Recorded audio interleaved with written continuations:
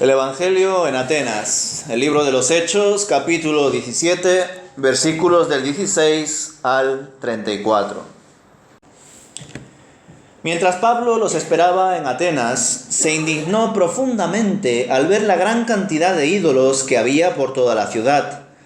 Iba a la sinagoga para razonar con los judíos y con los gentiles temerosos de Dios, y hablaba a diario en la plaza pública con todos los que estuvieran allí. También debatió con algunos filósofos epicúreos y estoicos.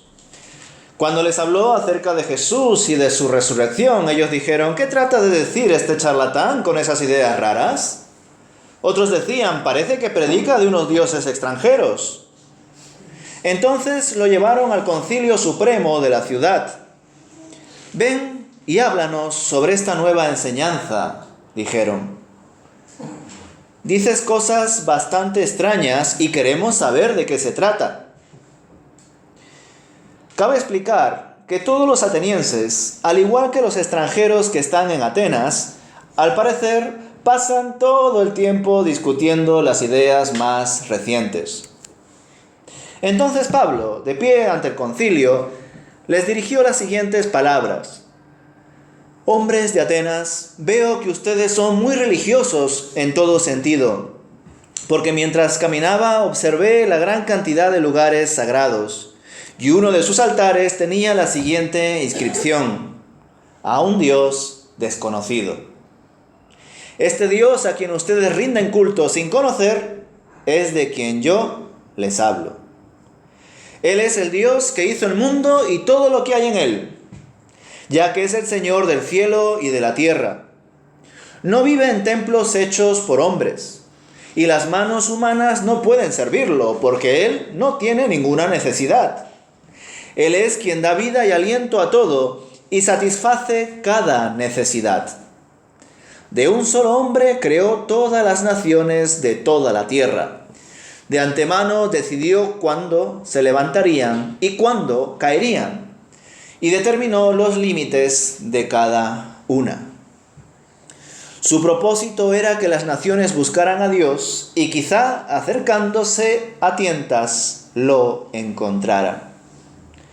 Aunque Él no está lejos de ninguno de nosotros, pues en Él vivimos, nos movemos y existimos.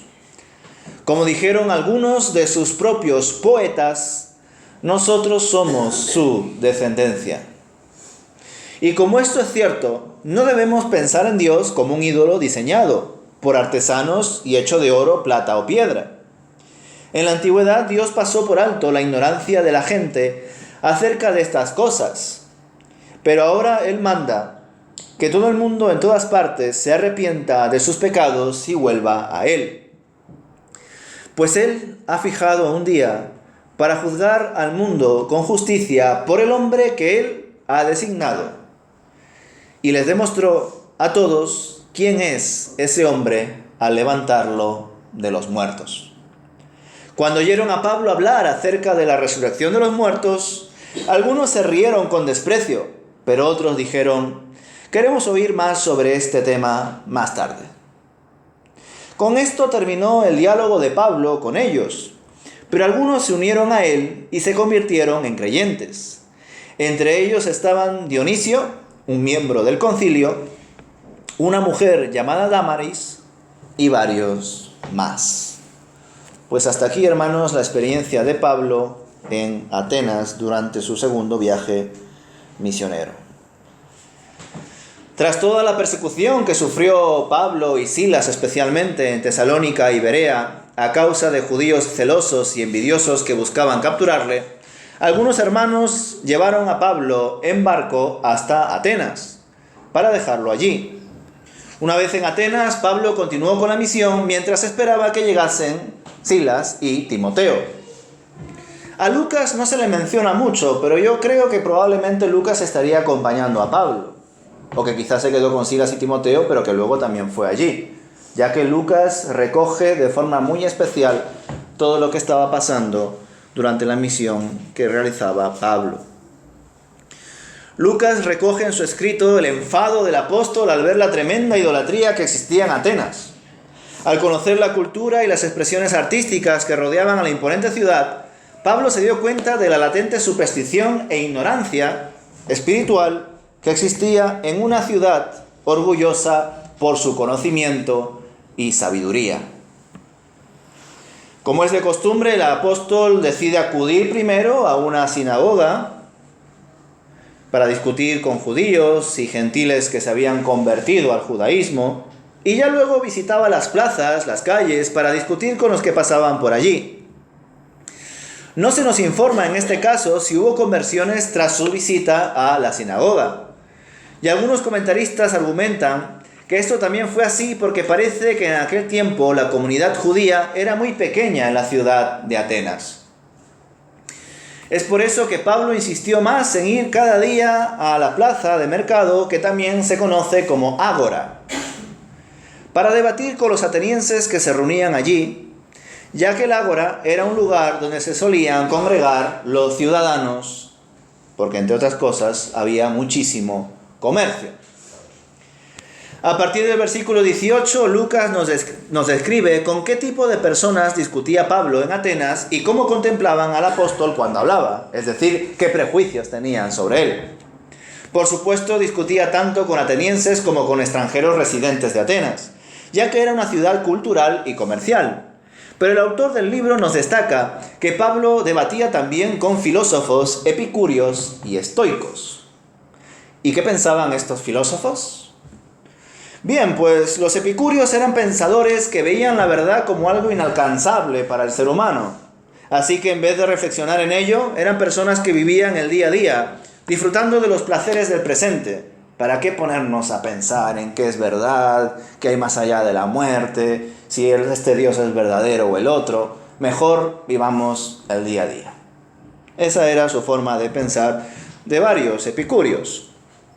Dejaban a un lado todo lo relacionado con asuntos que a otros filósofos sí les parecía bastante relevante. En definitiva, los epicúreos formaban parte de una de las escuelas de un movimiento que quizá a nosotros nos suene un poco más: el hedonismo. Yo creo que gente hedonista, esa expresión sí la hemos conocido. Y esta escuela, este movimiento surgió en el siglo IV a.C.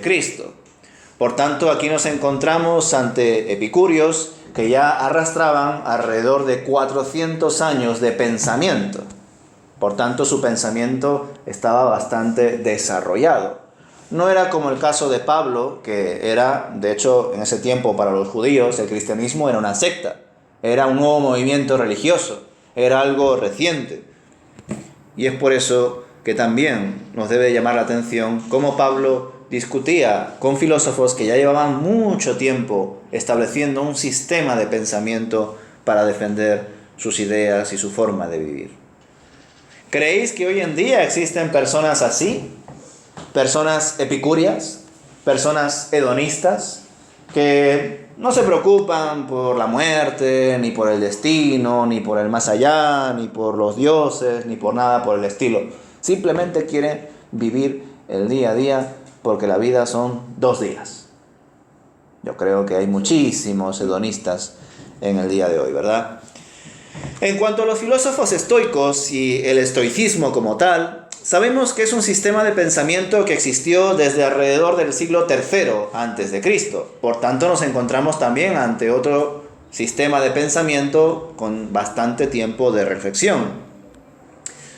Este movimiento planteaba el objetivo de alcanzar la felicidad y la sabiduría a través de una vida disciplinada, cayendo en la autosuficiencia y el autocontrol. Puede que la palabra estoico no sea muy usada en nuestro vocabulario, pero no sé si aquí hay algún futbolero o futbolera, pero hace casi 2 meses, el que fue en su momento el seleccionador de España, Luis Enrique, durante el Mundial, una y otra vez usaba esta palabra, comentando que empleaba ese tipo de filosofía, la filosofía estoica, para ser de inspiración a sus jugadores. Evidentemente lo cuento como algo anecdótico, pero que sepáis que aunque esta palabra no se usa en el día a día, Luis Enrique lo usaba constantemente. Citaba a autores estoicos y decía que cada 2 por 3 intentaba inspirar y animar a sus jugadores con esta filosofía. Algunos dirán que para poco sirvió, pero bueno, él lo intentó. Pues bien, ya sabemos a rasgos generales qué pensaban ciertos ciudadanos que debatían con el apóstol Pablo. Por supuesto existían más atenienses y extranjeros que estarían presentes durante la discusión y que tendrían otros pensamientos, otras filosofías. Pero lo interesante a destacar, al menos por parte del autor Lucas, es que estas personas se encargaban principalmente de discutir sobre ideas novedosas. Y es por eso por lo que por un lado querían escuchar qué enseñanzas nuevas traía el apóstol, pero por otro lo consideraban un charlatán, una persona que predicaba de dioses extraños, pues les hablaba de Jesús y de la resurrección. El auge de la filosofía en la antigua Grecia se dio precisamente por esto. Las personas que empezaron a reflexionar en el sentido de la vida, qué hay más allá, qué rodea a la Tierra, cómo funciona el universo, el cosmos, etcétera, etcétera, no eran campesinos, no eran personas de a pie que dedicaban casi todo el tiempo de su vida a trabajar duro para subsistir. La filosofía, al menos en la antigua Grecia, según muchos autores e historiadores, empezó porque existieron varios aristócratas, personas de buena posición, que como ya tenían la vida resuelta, ya tenían pues su familia, sus casas, sus bienes, sus campos, pues dijeron, bueno, pues ahora ¿qué hacemos? Pues vamos a filosofar, vamos a pensar en qué es lo que sucede en la vida, qué hay más allá. Esto es muy interesante, hermanos, porque de algún modo nos invita a entender cómo funcionan hoy en día las masas, ¿verdad?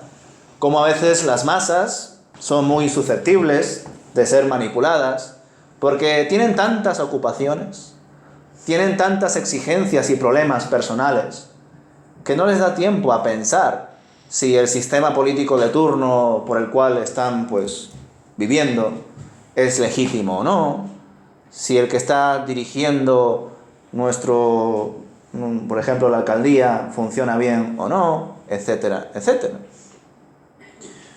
Pues sí, hermanos, podríamos decir que el apóstol Pablo funcionaba de una forma muy distinta a la cual funcionaban estos filósofos. El apóstol Pablo entendía que cada día era probablemente el último, que en cualquier momento podría venir el Señor. En algunas ocasiones quizá los hermanos le sostenían a nivel económico y sobre todo dándoles vivienda, comida, pero el apóstol Pablo también trabajaba. Era una persona que predicaba y también trabajaba fabricando tiendas. Por tanto, era una persona que podía hablar con filósofos, podía debatir con ellos, pero también estaba ocupado en sus quehaceres. En definitiva, el apóstol Pablo, no solamente con lo que dice, sino con lo que hace, nos da un ejemplo claro de equilibrio en nuestras vidas.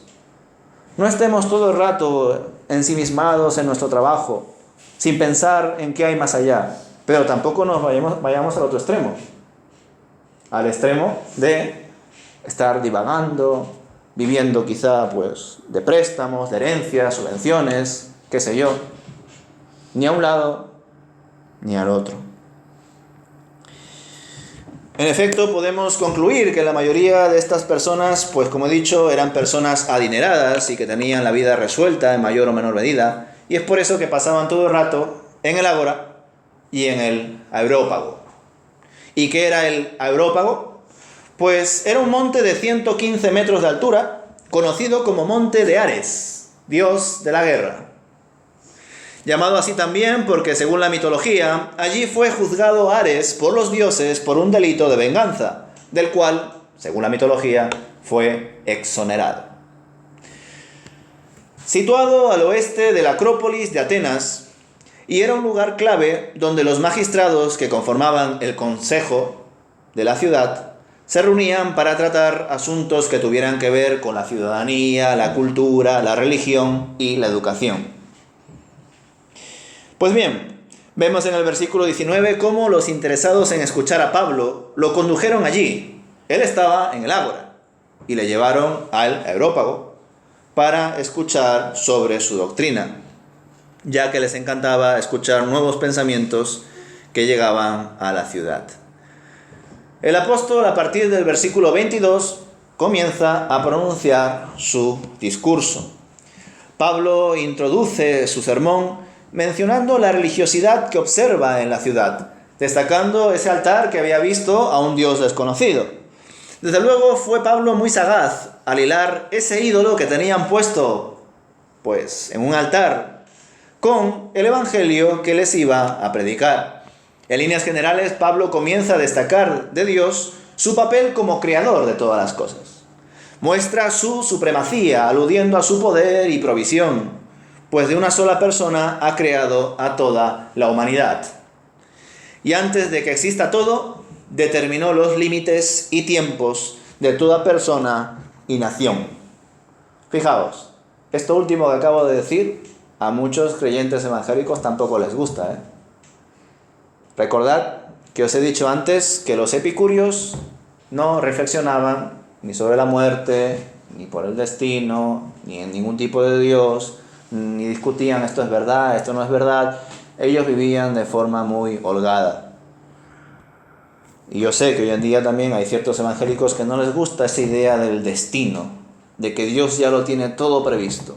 Prefieren indagar en que somos libres y cada uno decide lo suyo. Les cuesta quizá entender aquellos textos donde Dios habla de la predestinación y de que Él ya lo tiene todo preparado. Y sin embargo aquí el apóstol Pablo se los dice, sin ningún tipo de problema. Él, antes de que todo exista, determinó los límites y tiempos de toda persona y nación. Leemos en el versículo 27 que el propósito de Dios en medio de su creación era que las naciones lo buscaran y se acercaran a Él, aunque por otro lado, Él como Dios no está lejos de nadie. Ya sabéis ese famoso salmo, ¿verdad? Su espíritu se mueve libremente por la creación. ¿A dónde huiré de tu Santo Espíritu, Señor? Si estás en todas partes. En efecto, aquí Pablo les está mostrando cómo el Dios que les está presentando no era un mero creador que hizo las cosas y se fue, sino que también se implicaba en su creación y que se encargaba de que ésta subsista. Algo que chocaba frontalmente con uno de los asuntos más importantes de la filosofía en ese tiempo, que hoy en día también está vigente en algunos casos. El deísmo, el motor inmóvil. ¿De dónde viene la existencia, el movimiento? Algo debería haber generado todo esto. Pues quizá algo que no se movía generó el movimiento. ¿Cómo vamos a llamar a ese concepto? Motor inmóvil. Un concepto aristotélico, es decir, del discípulo de Platón, Aristóteles. Pero claro, en esa especie de reflexión por la deidad o por una especie de conciencia superior, Aristóteles no planteaba que ese motor inmóvil tuviese una especie de conciencia o que tuviese una especie de implicación con la creación. Y es lo que hoy en día se llama deísmo. Aquellos que creen en el deísmo son personas que aceptan que, por supuesto, debido a todo lo que observan en la creación, en la anatomía humana y en muchas otras cosas más, es totalmente comprensible que exista un creador, una mente suprema, alguien que haya hecho todas estas cosas. Pero ese alguien no es Alá, no es Yahvé, no es ningún tipo de Dios de las religiones tradicionales. Es una deidad que creó todo y dejó que siguiese su curso. Se desentendió de lo que creó. Como he dicho, hoy en día existen personas que creen esto. Y en muchos casos suelen ser personas que en un tiempo fueron musulmanes, pero que dejaron su religión. Que fueron cristianos, pero que dejaron su religión. Que fueron judíos, pero que dejaron su religión. ¿Y por qué algunos musulmanes, judíos y cristianos dejaron su religión? Pues desgraciadamente por su iglesia o congregación o centro de culto local. Es decir, ciertos creyentes han dejado la iglesia porque de algún modo han pensado, esto que está pasando aquí no es de Dios. Lo que esta gente está creyendo es mentira. Se lo ha inventado unas personas tal o cual, o lo mismo el propio pastor o imán o quien sea, lo está inventando a su manera. Lo está diciendo a su manera y nos está manipulando. Pues yo me voy de esta religión. Creo que todas las cosas que hoy en día existen han sido creadas por alguien, pero no creo que ese Dios o ese ser se haya implicado con su creación. Por supuesto, hermanos, en este discurso del apóstol Pablo no se nos aclara el pensamiento aristotélico, pero más adelante también se verá reflejado el pensamiento platónico, el pensamiento de Platón, con el tema de la resurrección de los muertos. Pero ahora vamos a llegar a ello. En el versículo 28, Pablo realiza otra acción que es importante para nosotros a la hora de buscar aplicaciones y conclusiones en medio de nuestra lectura, en medio de nuestra reflexión. Pues el apóstol cita una frase que ciertos poetas gentiles habían empleado en sus enseñanzas. Según algunos comentaristas, estos poetas a los que Pablo hacía referencia eran Epiménides, Arato y Cleantes. Este último, además, parece ser que era filósofo de la escuela estoica. Qué hábil, ¿verdad? Pablo citando una frase que varios pensadores, entre ellos un estoico, teniendo enfrente también a estoicos, lo cita para conectar lo que ellos ya saben, que han escuchado de diferentes pensadores, de diferentes poetas, para apuntarles a Cristo. La frase en sí no es muy compleja, aunque sí remarca un principio bíblico fundamental, el cual es que somos creación de Dios. Pero en verdad su valor al citarlo se encuentra en que sería una frase que la mayoría de los oyentes que tenía delante Pablo, pues la tendrían presente en sus mentes. Y esto impactaría en ellos. Tras esa cita de que somos descendencia de Dios, el apóstol Pablo torna su sermón a un tono más de exhortación, pues les está haciendo ver que no tiene sentido realizar altares y esculturas a dioses cuando el verdadero Dios nos ha creado a su imagen y semejanza. Y por tanto, si nos ha creado a su imagen y semejanza, no está hecho de materiales inanimados. Por ello, Pablo da un llamado al arrepentimiento a sus oyentes, para que dejen atrás los tiempos de ignorancia espiritual y que así reconozcan al único Dios verdadero. Pues habrá un día del juicio y todos darán cuentas de sus acciones y dicho juicio será determinado a través de un hombre. Importante, ¿verdad? Aquí Pablo, sin decirlo, les está hablando de Adán y luego les está hablando de Cristo. Les está hablando del primer hombre y luego del segundo hombre, ¿no? El segundo Adán, como dicen Romanos. De un hombre hizo toda la humanidad. Y ahora, a través de un hombre, hará juicio a toda la humanidad. Y justicia. Un hombre que será conocido como aquel que fue levantado de entre los muertos. Y allí el apóstol Pablo concluye con su discurso. Quizá el apóstol dijo más, aunque lo que leemos después nos da la sensación de que cuando mencionó la doctrina de la resurrección de los muertos, varios se burlaron y le comenzaron a decir que ya le escucharían en otro momento. Entre paréntesis, charlatán. El autor Lucas no explica la razón por la cual reaccionaron así los oyentes, pues probablemente la da por hecho. Pero bueno, básicamente es porque la filosofía de Platón y su maestro Sócrates caló muchísimo en el pensamiento griego. Tanto así que incluso hoy todavía está presente de algún modo la mentalidad occidental, de la cual debemos de intentar desaprender. En líneas generales, según este sistema de pensamiento, la vida es una experiencia de paso, donde el individuo experimenta muchas limitaciones debido a que, entre otras cosas, su cuerpo supone una cárcel para su alma.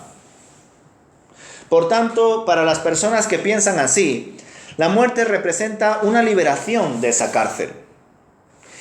Y la doctrina de la resurrección de los muertos les resultaría totalmente absurda, ya que no representaría la liberación de sus cadenas. Qué pena, hermanos, que muchas de esas personas no entendían que el cuerpo no era el problema, sino el pecado que hay en nosotros. Y claro, de algún modo Pablo también lo está dejando ver cuando dice que somos descendencia de Dios. Porque lo que Dios ha creado en nosotros es bueno. El cuerpo es bueno. Pero lo que nosotros hemos decidido hacer con nuestra vida nos ha llevado al mal y a vivir a espaldas de Dios. Desgraciadamente, hermanos, la Iglesia Católica durante muchos siglos llevó y casó el pensamiento platónico con la teología e hizo mucho daño a todos aquellos que conformaban la feligresía de la Iglesia Católica, los creyentes. Porque de algún modo le daban a entender que debían de suprimir las pasiones de su cuerpo, que la comida o incluso las relaciones sexuales, aún incluso con tu pareja, son pecados y no son para crear, para procrear. Y muchas otras cosas que desgraciadamente incluso las iglesias evangélicas hoy, algunas, también piensan, lo enseñan así y pues lo practican. Y sin embargo no es así, hermanos. El problema no está en nuestro cuerpo, sino en el pecado que hay en nosotros, en esa actitud de desobediencia, de rebeldía ante Dios. Dios nos ha creado también para comer, también para beber. Aquellos que entienden que deben casarse, que se casen y que tengan sus relaciones sexuales, porque todo eso es bueno. Todo lo que Dios ha creado es bueno. Aunque suene un poco escandaloso, el sexo es bueno, porque lo ha creado Dios. Como digo, hermanos, Lucas no lo dice explícitamente. No dice, y se burlaron de Pablo, por cuanto todos ellos creían en los pensamientos de Platón y de Sócrates. Y según ese pensamiento, el cuerpo es la cárcel del alma. Y claro, la doctrina de la resurrección de los muertos, la cual implica resucitar en cuerpo, es totalmente absurdo para ellos porque ellos creían que el cuerpo es la cárcel del alma. Todo esto que os acabo de decir, Lucas no lo escribió. Yo creo que lo dio por hecho. Y debido a que tenemos la oportunidad de leer diferentes documentos históricos y también de índole filosófica, pues podemos saberlo con mucha mayor claridad. Leemos en los últimos versículos ya de este capítulo que Pablo se marchó de allí tras terminar su discurso, el cual nos da la sensación de que no fue muy efectivo por las burlas que hubo al final. Pero el versículo 34 nos muestra que sí se convirtieron algunas personas, de las cuales Lucas destaca la conversión de Dionisio, un miembro del concilio, y una mujer llamada Dámaris, destacando de nuevo, como bien le caracteriza a Lucas, el papel de las conversiones de las mujeres en medio de la misión de Pablo y compañía. Por supuesto, la conversión de Dionisio, miembro del Concilio Supremo de Atenas, fue clave. Pues al ser miembro del concilio, seguramente Dionisio comenzó a introducir los principios del Evangelio en medio de las discusiones que se realizarían en el Areópago. Increíble, ¿verdad? Al igual que hoy en día sería increíble que personas que están en situaciones de gran repercusión social y política se conviertan. Conclusiones y aplicaciones, hermanos. Probablemente Hechos 17, concretamente la exposición del Evangelio en Atenas, sea uno de los textos más claves para nosotros los occidentales. Pues cada vez nos movemos en una sociedad más aconfesional, donde incluso los que dicen creer no siempre tienen el conocimiento y la práctica adecuada de su respectiva fe. Simplemente dicen, sí, creo. Pero otra cosa muy distinta es que verdaderamente viva esa fe. Ya varias veces hemos leído y escuchado cómo Pablo predicaba el Evangelio a los gentiles, ¿verdad? Este ya es su segundo viaje misionero. Pero hasta ahora, hasta Hechos 17, no hemos visto un claro discurso de exposición de la palabra ante personas que no tenían ningún tipo de contexto religioso de trasfondo judío. Aquí Pablo no podía hablar de los patriarcas de Israel, ni citar a los profetas, ni la ley. Ni siquiera podía aludir a las profecías que apuntaban a Cristo, pues los atenienses no tenían ningún conocimiento ni consideración de ello. Y quizá esto debe de ser, hermanos, de fuerte lección para nosotros. Cuando escucho ciertas campañas evangelísticas o programas o eventos, a veces me pregunto, ¿a quién estamos evangelizando? ¿A los que no conocen a Dios? ¿O a los que sí lo conocieron pero se han alejado? Porque no es el mismo enfoque. Cuando a veces veo esos planes de evangelismo y veo cómo en esos planes se da por hecho que la gente tiene conocimiento del Antiguo Testamento y de las profecías y demás. Hermanos, la gente está totalmente aislada ya de la fe. Estamos en un estado aconfesional. Que salgamos y nos pongamos a predicar a la gente así, dando por hecho que ya conocen a los patriarcas de Israel y las profecías de Isaías y demás, es directamente desconectar con la gente. Ahora bien, se supone que en la iglesia sí se tiene que dar por hecho, aunque no sé yo. Es decir, yo creo que el contexto de la iglesia sí es un contexto para dar por hecho que hay un conocimiento básico de la Biblia. Que cuando menciono a Isaías, Moisés, Abraham y compañía, pues la gente ya sabe de qué va. Y si por alguna razón alguno no se acuerda mucho porque lo vio hace, 7 años, pues tendrá la inquietud de que cuando llegue a casa busque qué era la vida de este hombre.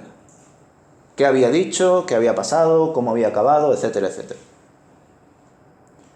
Pero sin embargo, hermanos, cuando a veces se observan estos eventos, campañas evangelísticas, de obra social o lo que sea, fuera, y que la gente ya da por hecho, ya no solamente conocimiento bíblico que no tienen por qué tener, sino que incluso dan por hecho que van a entender su jerga evangélica. Porque sí, hermanos, nosotros tenemos una jerga. Tenemos ciertas palabras que usamos a veces sin saberlo, aunque también es cierto que creo yo que es como que pasamos por la puerta y el chip de esas palabras aparecen. Luego, en cuanto salimos de ahí, ya hablamos de otra manera, ¿verdad? ¿Verdad? Bueno. Pablo nos deja claro con su ejemplo que cuando salimos a compartir el Evangelio debemos conocer muy bien su contenido. Pues muchas veces podremos ser rebatidos al exponerlos. O tendremos que enfocar la palabra de diferente manera dependiendo de a quién nos estemos dirigiendo. Por eso, también ciertos métodos o materiales evangelísticos son inefectivos, pues intentan clasificar la sociedad en un solo perfil o a unos pocos. Y eso es inviable en un mundo cada vez más pluralista e individualista, hermanos. No podemos crear aquí folletos todos iguales, vamos a imprimirlos 10.000 veces y a repartirlos. Porque sí, puede que haya gente que le pueda funcionar, que le pueda llamar la atención, que incluso puedan visitar a una iglesia por ello. Pero es que cuando hacemos esas estrategias, hermanos, damos por hecho que la gente es igual, y no es así. El apóstol nos deja claro que el creyente debe conocer el mundo, que debe observar lo que le rodea, que no puede estar encerrado o ensimismado en su propia fe y comunidad, sino que debe estar abierto a otras realidades, pero siempre con el fin de compartir el Evangelio de la salvación, no para pasar el tiempo sin más o para entretenerse como si esta vida fuese lo único que existe. Eso no lo puede hacer un verdadero creyente. Nuestro tiempo es limitado y solo Dios y una eternidad con Él nos puede satisfacer de verdad. El resto es totalmente pasajero. Y ya os lo dije, por supuesto que si te gusta ver un partido de fútbol, míralo. ¿Te gusta comerte de vez en cuando un chuletón? Cómetelo. ¿Te gusta ir al teatro o a ver una película de cine? Ve y disfruta. Pero allá donde vayas, empápate de cultura, hermanos. Empápate de conocimiento, de actualidad. Pero no por el mero hecho de conocerlo y ya está, y divagar como estos filósofos, que no tenían otra cosa más que hacer, sino con el fin de que sea un conocimiento útil, que nos ayude a conectar con las personas, que nos ayude a compartir a Cristo. Por último, vemos que la labor de Pablo tuvo frutos, y aunque no se convirtieron muchos, debemos entender que más no siempre es mejor, y ya lo he dicho varias veces, y que la cantidad de conversiones no determina la autoridad y fidelidad de la persona que ha sido enviada a predicar. Ni qué decir que la conversión de Dionisio, miembro del Consejo de Atenas, fue una conversión estratégica, donde Dios seguramente empleó los recursos necesarios para que más personas le conozcan a través de este hombre. Hoy en día, hermanos, nosotros debemos saber también dónde es clave compartir el Evangelio. Recordad, Dios tiene su estrategia. Muchas veces nosotros creemos que nuestra estrategia, nuestro plan de misión internacional o nacional, es la estrategia de Dios. Pero hay veces que no es la estrategia de Dios. Hay algunos que han tenido tantas malas experiencias ante planes, objetivos, conclusiones y todo tan cuadriculado junto con estatutos, reglamento interno, votaciones y demás, que se llevan un rebote tan grande que dicen: ahora vamos a hacer nuestros cultos y vamos a hacer nuestras actividades dejando que sea el Señor quien nos guíe, y cada día pues es totalmente diferente. Y son iglesias que no tienen ningún tipo de orden en su culto. Ellos entienden qué es lo que deben hacer. Son iglesias que de repente un domingo es estar en silencio todo el rato. Otro que solamente es cantar. Otro que solamente es escuchar una predicación de 2 horas y media. Otro que solamente es orar. Y cuando salen, pues salen hablando con quien sea, donde me lleve el Señor. Y yo creo, hermanos, que no debemos de irnos ni a un extremo otra vez, ni a otro. Ni debemos ser tan cuadriculados, tan ahí como si fuéramos una empresa cerrada, con leyes determinadas, ni tampoco aquellos que viven pues de forma tan espontánea. Debemos entender cuál es la estrategia de Dios, hermanos. Y yo creo que Dios tiene una estrategia. Y nosotros como iglesia debemos comprenderla. En el primer viaje misionero, el primer lugar que visitaron fue la isla de Chipre. Y según Lucas, solamente se convirtió un hombre. ¿Quién era ese hombre? Un gobernador. Una persona con buena posición política.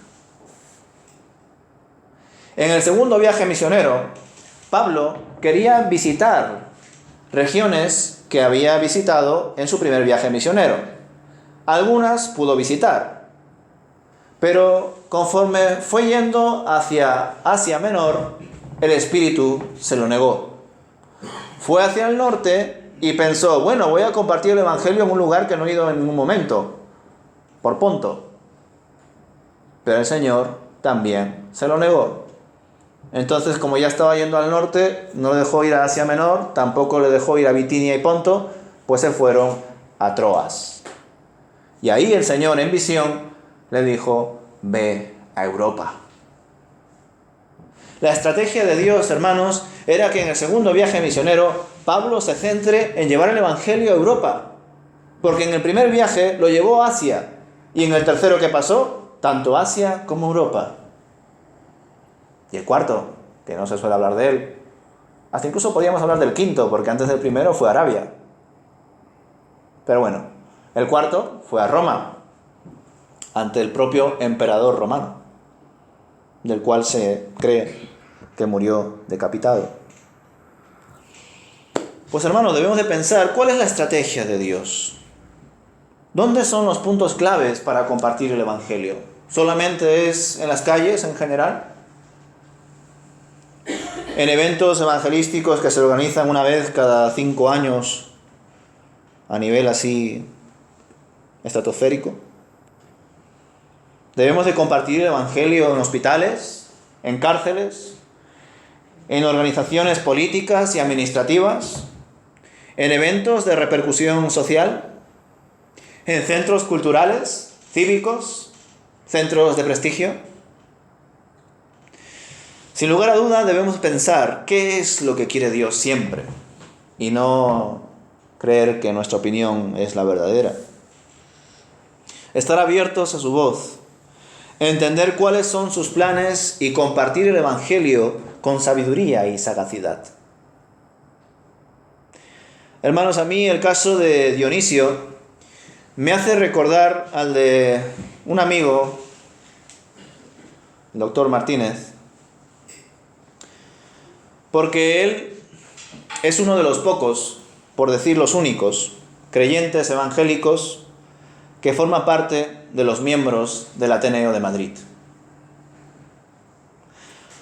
¿Por qué no hay más allí? ¿Por qué no hay más evangélicos en un lugar que sí, es cierto que es cuna del liberalismo español? Donde en efecto tiene mucho sentido que él sea el único cristiano evangélico. Pero ¿por qué no hay más evangélicos ahí, hermanos? O en otros sitios similares, donde hay gran trascendencia académica, cultural, artística, histórica. ¿Por qué los cristianos evangélicos en general tenemos la etiqueta de ser personas que se mueven en guetos?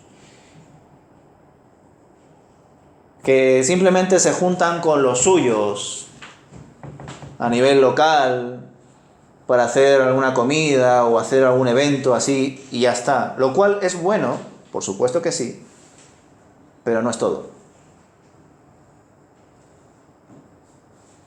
¿Por qué cuando vamos a las universidades, hermanos, cuando vamos al Ateneo de Madrid, a centros culturales, prácticamente no hay cristianos evangélicos? ¿No se supone que de Dios viene todo el conocimiento, toda la sabiduría y toda la ciencia? Entonces, ¿por qué los cristianos no están tanto ahí? ¿Por qué esos sitios se caracterizan por ser precisamente los lugares donde hay un montón de ateos y agnósticos y no creyentes?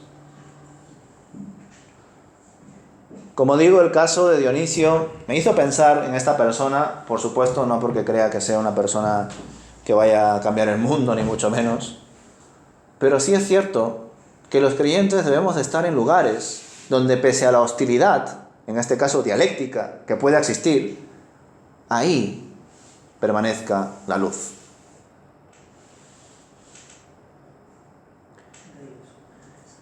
Y por eso, hermanos, pues os invito a pensar en ello, a orar por ello, para que nos dejemos guiar por la estrategia de Dios, no las nuestras.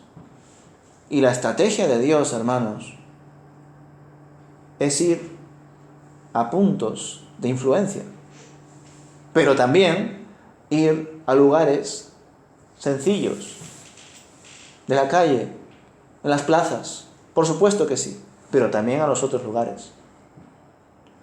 Pero es que hay una cosa que os he mencionado, pero lo he dicho muy rápido. Hay que salir afuera, sí. Hay que conocer lo que nos rodea, enriquecernos del cine, la música, la cultura, por supuesto que sí. Pero desgraciadamente hay iglesias que han entendido esto muy bien, pero se han olvidado del otro. De que para que tú vayas y consumas pues cine, teatro, cultura, viajes, etcétera, etcétera, y seas efectivo allí o con ese contenido, debes de tener una buena base bíblica. Y desgraciadamente hay iglesias que han entendido que está muy bien fomentar la cultura, el arte, la ciencia, pero que se han difuminado tanto por intentar estar contextualizados, por comprender su tiempo, que se han olvidado de sus raíces. Y luego están los otros, los que están ahí obcecados con sus raíces, con la palabra de Dios, la ley. ¿Cómo no te puedes saber estos textos? ¿Cómo no los has memorizado? Tienes que saberlo. Y están ahí como ensimismados en su fe. Pero luego no salen afuera a compartir. Entre otras cosas porque piensan que si salen afuera se van a contaminar, van a perder su santidad. Y hermanos, Jesús no perdió su santidad por estar con gente pobre, prostitutas, pecadores, ladrones. No perdió su santidad. Decir eso es una herejía. Y el apóstol Pablo tampoco perdió su santidad. Todo lo contrario. Demostró que su santidad, su relación con Dios, era sana. Y nosotros también debemos de encontrar ese equilibrio, esa sanidad. ¿Por qué no hay tantos creyentes evangélicos en puntos estratégicos? Son preguntas que me formulo y que me llevan a rogar que ojalá como creyentes sigamos avanzando siempre con la ayuda y la estrategia de Dios. Amén.